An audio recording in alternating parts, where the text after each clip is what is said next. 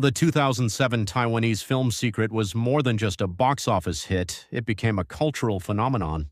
Its poignant fantasy romance, traversing time through the melody of a piano, captivated audiences across Asia, sparking what could only be described as a syndrome of explosive popularity, especially in Korea. The existence of such a beloved original work is both a blessing and a formidable challenge for any attempt at a remake. Following Korea's own remake starring Do Kyung-soo, which screened earlier this year, Japan has now finally unveiled its own cinematic reinterpretation, breathing new life into this legendary story. The Korean release title, Secret: The Final Chapter, presented audiences with a curious puzzle. The original film's conclusion was a perfectly closed ending, leading the subtitle The Final Chapter to suggest a sequel or a continuation of the story. I too initially assumed it might be a follow-up to the Taiwanese original or perhaps a connected spin-off. However, after watching the film, I realized it was not a Taiwanese or Chinese production but a Japanese remake. While the film's original Japanese title remains the same as the original, the decision by the Korean distributor to add The Final Chapter was likely a strategic choice to differentiate it from the Korean remake that had been released just months before. The most intriguing aspect of this film was its coexistence of the familiar and the new. From the very beginning, the movie makes it clear that it adheres to the core framework of the original. However, it charts a different course than some remakes that settle for mere replication. The recently released Korean version, for instance, was almost too reverent, faithfully recreating nearly every detail, from the visual composition to the nuances of the dialogue. While this model student approach may have evoked nostalgia for fans of the original, it failed to offer new charms, which is likely the primary reason it underperformed at the box office. The Japanese version, in contrast, takes bold liberties with the process of unfolding the narrative, even while preserving the original's key plot points. The main storyline, which every audience member anticipates, remains the same, but the way it branches out and sprouts new leaves is markedly different. This difference is precisely what provides the independent pleasure of watching the Japanese remake.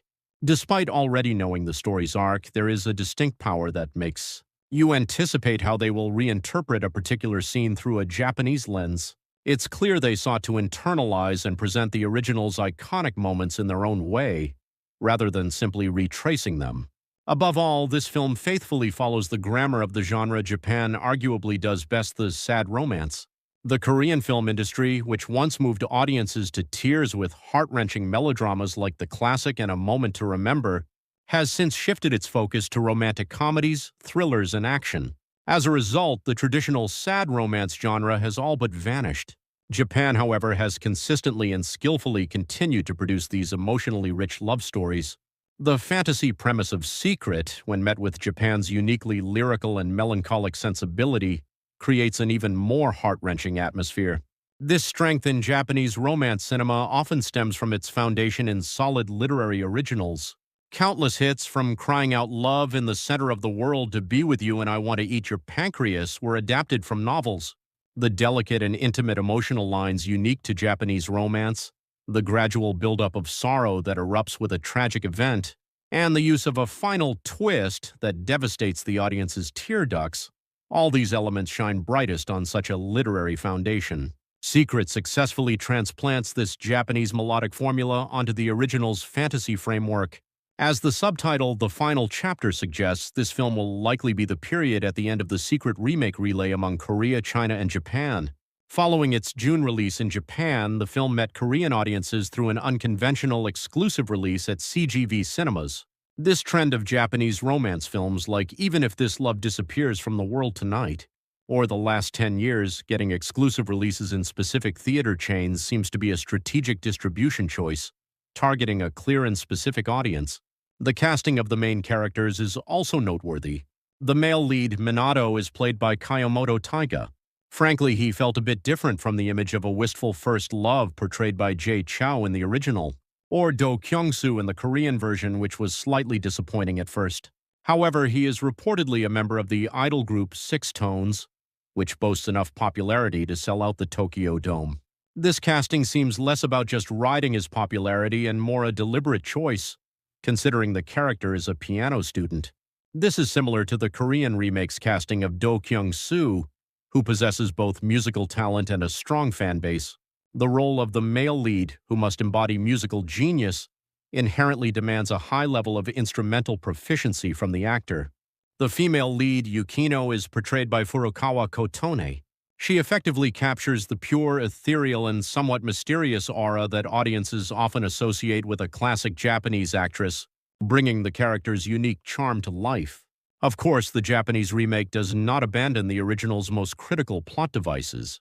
The rule that the time-traveling heroine can only be seen by the first person she sees. And the secret score that acts as the conduit between the two worlds are the story's unshakable foundations. To remove either would be to create a film that is secret in name only. Likewise, the film's climactic piano battle sequence, a highlight for many fans, is included, satisfying expectations. While these core pillars remain intact, the spaces between them are filled with a distinctly Japanese emotional resonance. Another of the film's undeniable charms is its music. The piano pieces used in the soundtrack are a delight, featuring classical masterpieces from Chopin and Rachmaninoff that are familiar to the general public.